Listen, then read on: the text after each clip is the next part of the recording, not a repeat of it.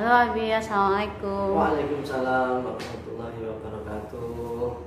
Lagi ngapain Bi? Ya, kita melanjutkan pembahasan yang kemarin. Oh Ya, ya. setelah Mbak Google, kita lanjutkan anak dan cucunya hari ini. Siapa itu anak dan cucunya itu? Itu yang tak tulis di papan itu. Itu ada TikTok dan snack video kurikulum daring 2021. Oh ganti sekarang. Iya. Menterinya ganti TikTok. Oh, bukan, itu kurikulum saja. Oh kurikulum. Iya. Kan Program. biasanya kan ganti menteri, ganti kurikulum. Nah sekarang nggak ganti menteri tapi kurikulumnya ya ganti. Iya itu. Ya Jadi, itu apa itu kurikulum iya. TikTok itu, Rob? Jadi yang sekarang ini kan anak-anak belajarnya kan online semua, seperti video-video sebelumnya sudah saya jelaskan. Tapi kemudian kok saya semakin kesini semakin yakin bahwa memang anak-anak itu akan berubah. Jadi berubah mengikuti kurikulum yang mereka senangi. Pembelajarannya sekarang macam-macam. Ya, secara fisik ada guru itu lewat Zoom, tapi secara virtual mereka juga punya guru atau model pembelajaran yang lain. Di sini saya sebutkan ada dua model pembelajaran atau pelajarannya, yaitu TikTok dan snack video. Dan yang lagi viral. Iya, yang lagi digandrungi anak-anak. Ya, sama-sama ngekliknya. Jadi kalau anak-anak sekarang PTS itu ngerjakannya ngeklik kan gitu, supaya dapat nilai yang bagus. TikTok dan snack video juga sama, mereka akan ngeklik kemudian dapat koin, dan koin itu bisa dikonversi menjadi rupiah, dan rupiah itu ditransfer ke rekening bapak ibunya masing-masing. Seperti itu. Itu menguntungkan gitu untuk orang tuanya. Iya, ada dua sisi, ada sisi positif dan negatifnya kurikulum ini. Ya kan? Karena anak-anak akan cenderung merasa suka dengan hal yang mereka senangi, terutama yang menguntungkan bagi mereka. Ya, jadi pembelajarannya itu sederhana di dua kurikulum ini. Yang ngetren pertama sebenarnya TikTok, tapi sekarang sudah ada sub turunannya yang namanya snack video. Ya, karena dapat uang tadi makanya. Iya, kalau untuk anak-anak kurikulumnya TikTok sama snack video. Kalau untuk emak-emak kurikulumnya namanya Shopee. Siram-siram, berkebun, dapat koin juga. Nonton, ya kan? Buat belanja. Iya. Jadi secara basic saya akan jelaskan bahwa dua model pembelajaran ini atau aplikasi ini itu ada 5. Jadi ada sekitar 5 materi, sub materi yang akan anak pelajari. Tapi ya memang akan saya sampaikan hal yang positif dulu. Yang positif di mana dua aplikasi ini bisa dimanfaatkan oleh anak-anak, seperti itu. Apa manfaatnya itu? Manfaatnya yang pertama ya mereka dapat uang saku. Dapat uang saku karena orang tuanya juga nggak pernah ngasih saku, karena nggak pernah ngasih uang saku karena mereka tidak berangkat ke sekolah ya, jadi di rumah saja. Jadi uang sakunya nggak ada, karena nggak dapat uang saku. Lewat dua aplikasi ini mereka bisa dapat uang saku, dan uang sakunya besar, ada yang sampai 500.000, ada yang 1 juta. Bisa bayangkan, itu sisi positifnya yang pertama. Yang kedua, mereka juga terbiasa untuk berhadapan di depan kamera untuk tampil ya. Kalau tidak mereka menari, mereka melakukan gerakan, istilahnya goyang-goyang. Jadi generasi yang kekinian ini mereka sisi positifnya suka nari ya, suka nari, nanti diarahkan ke nari yang bagus. Sisi positif berikutnya ya, mereka dapat banyak pertemanan lewat beberapa link yang mereka bagikan, sehingga teman-temannya jadi tambah banyak. Tapi itu ya kembali di dunia maya saja. Itu sisi positifnya dari dua aplikasi ini. Kalau sisi negatifnya? Nah, sisi negatifnya saya sampaikan tadi. Dua kurikulum ini ya. Model pembelajarannya itu yang pertama memang menjadikan anak-anak ini menjadi apa ya istilahnya pemirsa atau penonton setia. Jadi kalau mereka jenuh belajar online dengan gurunya karena tidak dapat koin, kalau lewat 2 aplikasi ini anak-anak dengan menonton saja mereka dapat koin. Ya, jadi mereka goalnya akan jadi apa ya anak-anak yang suka nonton, jadi penonton setia lah istilahnya. Itu yang pertama dampak negatifnya. Jadi suka nonton aja, ngapain nonton itu biar dapat koin nah, itu. Yang ditontonin itu ya 2 aplikasi itu, bukan lihat orang tuanya atau bukan lihat gurunya. Kalau lihat gurunya pasti tidur. Kalau lihat 2 aplikasi ini semangat karena dapat koin. Itu yang pertama. Yang kedua, mereka ditargetkan untuk mendapat followers sebanyak-banyaknya atau pengikut sebanyak-banyaknya dengan cara yaitu tadi share seperti itu. Jadi dengan mengundang. Jadi followernya semakin banyak maka akan mendapatkan poin semakin banyak. Terus yang berikutnya yang yang ketiga yaitu tadi mereka akan suka sekali dengan gerakan atau tarian yang diupload seperti yang kita lihat. Jadi anak kita tiba-tiba joget atau goyang-goyang sendiri, nggak tahu goyang kepalanya atau tangannya, tak pikir ada apa, ternyata direkam nanti diupload supaya nanti dapat poin, kemudian dapat poin. Yang berikutnya yang keempat ya, yang keempat itu sisi negatifnya, mereka akan jadi istilahnya suka dengan apa ya referral itu marketing online. Mereka menawarkan ternyata. Jadi kalau saya punya undangan undang anak yang lain, mereka akan dapat poin. Namanya pay to click. Jadi sekali ngeklik undangan itu, maka yang mengundang dapat poin. Tidak tahu 10.000, 5.000 dan seterusnya. Itu anak-anak suka ngundang temennya diundang semua. Jadi sisi positif dong. Ini kan tadi bahasanya itu negatif. Iya. Nanti goalnya terakhirnya ini jadi negatif. Jadi goal terakhirnya ternyata tak pelajari algoritmanya atau polanya ini, maka segala sesuatu yang anak-anak lakukan ini ujung-ujungnya adalah poin, ujung-ujungnya adalah duit, dan duitnya nilainya lumayan besar, ada 5.000, 10.000, 500.000 sampai ada yang jutaan, ada yang 1 juta. Itu di sisi yang lain memang untuk uang saku, tapi di sisi yang lain anak-anak kita jadi suka hal yang berbau materi. Jadi goalnya dari kurikulum ini adalah anak-anak lebih kuat nanti menjadi anak-anak yang dominan dengan sifat materialismenya. Jadi segala sesuatu diukur dengan reward coin atau hal-hal yang berhubungan dengan materi kebendaan.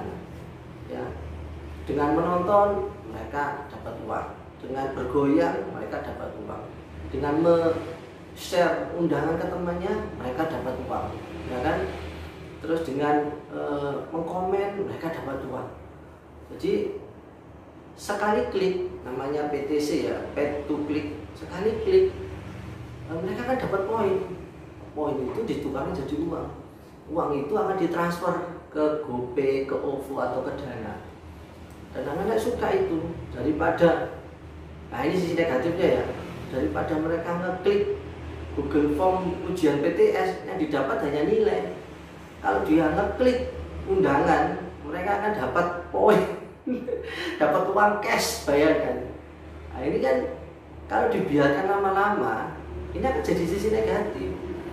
Kenapa? Anak-anak itu belajar itu biar mendapat ilmu sebetulnya, biar mendapat pengalaman, ada prosesnya.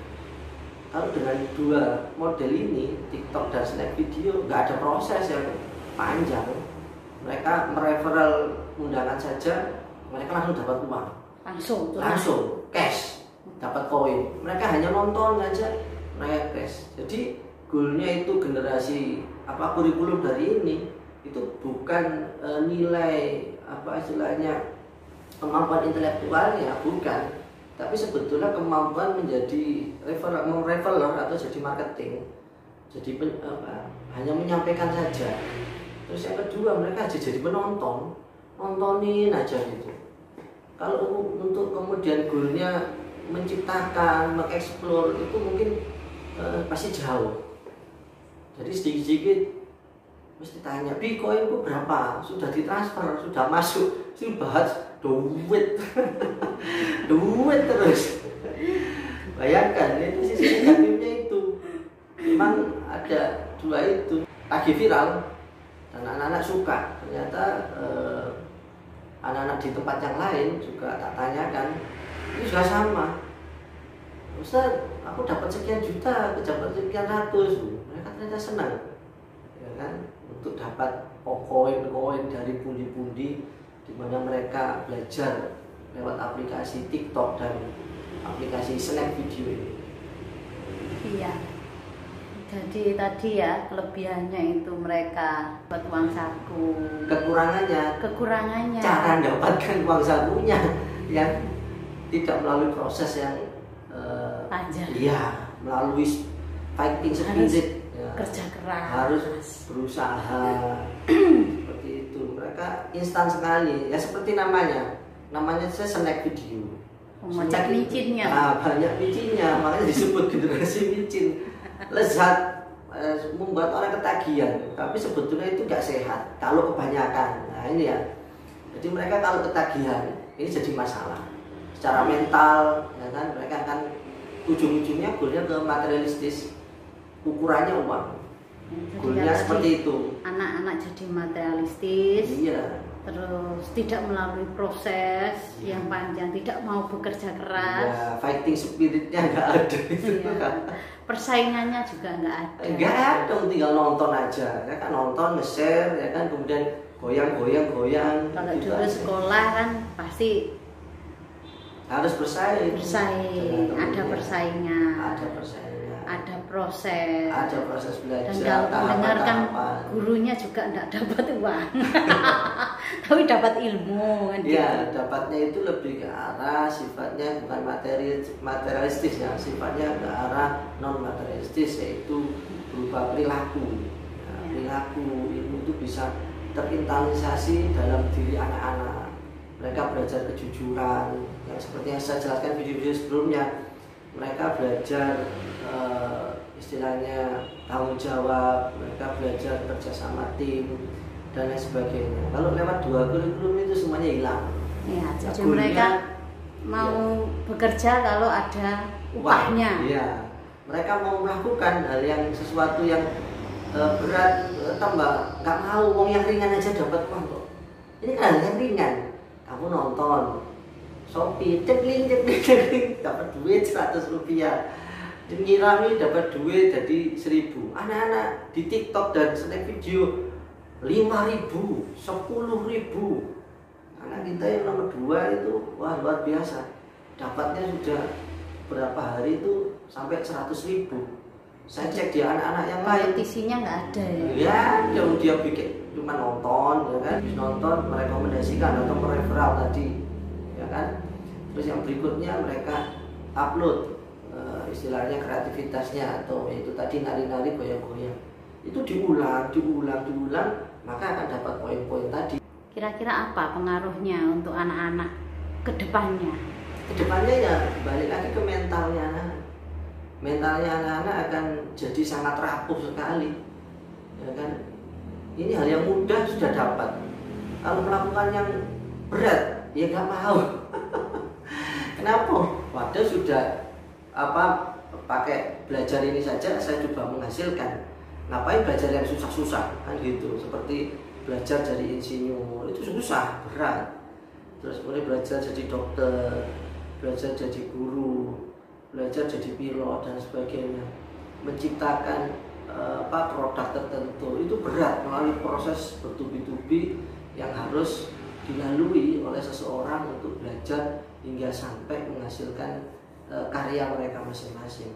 Nah, sekarang mereka tidak perlu susah-susah, cukup duduk, pantengin handphone, klik saja, pay to click, namanya PTC. Mereka sudah dapat koin dan itu bisa dikonversi menjadi rupiah. Klik. Apalagi ibunya Shopee nonton orang belanjaan juga dapat koin. Wes sekarang itu gitu semua. Ya kasihan bapak-bapak sebetulnya. Ya kan nggak ngasih uang saku juga nggak ngasih uang belanja. Anak istri dan anak-anaknya sudah dapat uang sendiri-sendiri. Enak dong kamu deh. Ya enak tapi menderita. Kenapa menderita? Karena tidak dibutuhkan sama anak dan istri. Jadi kasihan ayah-ayah sekarang itu kasihan. Keberadaannya itu eksistensinya nanti akan punah dengan sendirinya. Ya, ini kalau sudah seperti ini, kira-kira apa yang harus kita lakukan agar tidak menjadi berkelanjutan atau menjadikan yang lebih baik? Misalnya, tidak apa-apa lah kita anak-anak main TikTok, main snack, tapi kita tetap mengarahkan bagaimana mengarahkannya itu supaya jadi arah ke yang lebih baik itu atau gimana? Ya, yang itu kita potong, nggak usah main ini. Pasti anak-anak marah kalau gitu. Atau ada cara lain yang bisa mereka tetap senang, tetap main, tapi juga bisa terarah. Ya, jadi memang itu tantangan bagi semua orang tua termasuk kita yang ada di Indonesia ini ya. Dengan kondisi seperti ini sebetulnya memang pengertian atau edukasi atau pengetahuan ke anak itu penting. Jadi kita pendekatannya itu lewat diskusi atau dialog atau menjelaskan ya bahwa boleh kita menggunakan atau belajar dua model atau dua materi TikTok atau snack video, tapi yang nggak boleh adalah ketagihan. Nah, caranya supaya nggak ketagihan itu adalah dengan melakukan pembatasan, kontrol, atau kita buka wawasan anak-anak ada hal menarik yang lainnya. Nah, tinggal orang tua mau nggak melakukan, karena orang tua juga sibuk dengan dunia sendiri, jadi ya akhirnya kebanyakan anak dan orang tua hidup di dunianya masing-masing, di gadgetnya masing-masing. Itu yang sebetulnya jadi problem utama, bukan hanya permasalahan anak saja yang kecanduan atau ketagihan dengan model dua aplikasi ini, tapi orang tua juga ikut kecanduan dengan model aplikasi yang lainnya yang sudah disiapkan untuk orang tuanya.